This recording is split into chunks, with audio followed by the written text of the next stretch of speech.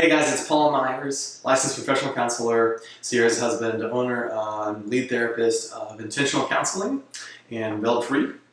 And today we're going to talk about a marriage mentality or a marriage mindset. It's my wife and I's wedding anniversary, so I figured today would be a great time to discuss marriage and just a healthy way to look at marriage, which will you'll benefit more from your marriage if you have this mindset, as well as experience God's best for you in the most intimate human relationship. So all good marriages have to have three things, and these things are active choices, and they're verbs, so they're things that you do. They don't just occur. They're things you cultivate and build and do and practice regularly. And they are difficult, but they are beneficial and good. So all good marriages have three things. Number one is commitment. So a fundamental, basic requirement for a foundational marriage is commitment, right? That's a mutual agreement that, hey, we're both in it to win it. And we're both going to stay committed no matter what. And that really helps build some safety and some security and a great foundation for that relationship. So number two is trust. Trust is needed in marriage for a lot of reasons, but it helps create unity and a bond and a partnership where you're more of a team, right? And then you have forgiveness is number three. Forgiveness is required because we are all human and we will all mess up, we'll all make mistakes. We'll always disappoint our spouse at some point, somehow, some way, because we're flawed. And so forgiveness is there to move forward from those things and to learn and grow and to move past any mistakes that you make or any weaknesses that you have. So like I said, all three of those things are decisions you make. They're choices that you have to choose regularly. It's not a one-time thing. It's something you choose many times throughout the years, the longer you're married. And the more you choose that, the more of those benefits you're going to see in your marriage, and the more motivated, hopefully, you'll be to continue doing that. So, there's three things in marriage that do a lot of damage to marriage, and they're really common because it's just the humanness in us. And so, the first thing is just a selfishness, a general selfishness we all have to some degree, but the difference is how much are you fighting that selfishness. And so you do want to actively crush out any ounce of selfishness you have, because that will immediately benefit your marriage drastically. The counter to selfishness is embracing a role of service. So you're not making it about you, you're making it about others, and you're really pouring into your spouse and prioritizing that marriage over yourself, which is amazing. That's fantastic. That will help. Second thing that destroys marriage is pride. We all have pride to some degree as well. We have egos. We like to be right. We want to prove our points. We want other people to see things our way. We want to win arguments. We want our agenda. And we don't like getting our feelings hurt or being told that we're wrong or being held accountable. So that's all pride. And pride will absolutely demolish your marriage because with pride, you cannot learn and grow because you can't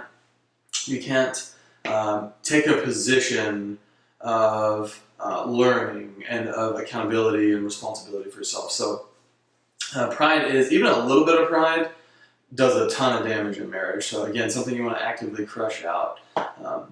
And the third thing that really destroys marriage is a lot of criticism. So actively cutting your spouse down, letting them know what they're doing wrong all the time, pointing out their flaws and weaknesses and failures and shortcomings, and reminding them of that, or throwing in some sarcastic jabs. That's a slow, steady knife wound that we use our tongue to do damage rather than good. And so the counter to your pride is going to be humility, right?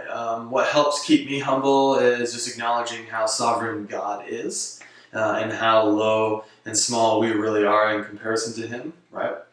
A healthy mindset for humility would be, I like to look at science as a reminder for humility, because if we look at the sun, it is a star, and it can fit about 1.3 million Earths inside of the sun, which that's massive. If we really try to fathom that, it's very difficult. And the sun is considered a small star, and God has breathed billions of stars into existence in an instant, and He knows them by name, right? So that is, we can't fathom that. That's way beyond our human capacity. That's how powerful of a God we have. And think about how small we are in comparison to that. It kind of helps keep me humble and actively, from avoiding becoming prideful or arrogant, right? So that's very healthy. The counter to criticism is taking responsibility, right? So rather than cutting your spouse down or pointing out what they're doing wrong, really just focus on you and what you can do and what you can control. You can be the best spouse you can be, which is actually more motivating for your spouse to change. Criticism doesn't motivate people to change. But if you change you and do your half of the marriage and be the best version and the best spouse you can be, that is extremely motivating to your spouse to want to also reciprocate that. So those are 3 things that are common in marriage: the selfishness, the pride, the criticism, and then those 3 counters of service and humility and a sense of taking responsibility and accountability for yourself. Those are huge. My challenge to you guys in your marriage, if you are married, great, you can start practicing this now. If you're not married, be thinking and praying about this. That my challenge is that you love in a biblical way that is patient and kind and is self-sacrificing and really does make another person's well-being more important than yours, right? The only way to love that powerfully is to accept God's love for us. He is the source of love. He created love. He created marriage to be a bond, and that is unbreakable and unwavering, and to have a perfect reflection of His love. And so the only way to have that is to receive God's love for you, so that you can in turn give that love to your spouse and to others. So my challenge to you is to love biblically. When we look at a biblical definition of love, it is the greatest commandment, the best thing you could possibly do, and it's also the way to a rich life that's fulfilling. And so love is patient, it's kind, it doesn't boast, it's not arrogant or proud, it's not self-seeking, it has the best interest of the other person, and it's unconditional. Doesn't have stipulations or conditions to it. It's patient, it trusts, it's without fear, and it is pure and good and very meaningful and rich in your life. So that's my challenge to you, to love better, love deeper, in a more biblical way, from the source of love, directed straight into your marriage, and to have that kind of a mentality. I really do think you're going to get the maximum benefit from marriage that you can. And so, hey, thanks for stopping in. If you don't have a therapist, or if you've never done marriage counseling, if you guys are struggling, I do see a lot of couples in my practice, and I'd be humbled and honored to help you guys in any way or answer any questions that you may have. So take care.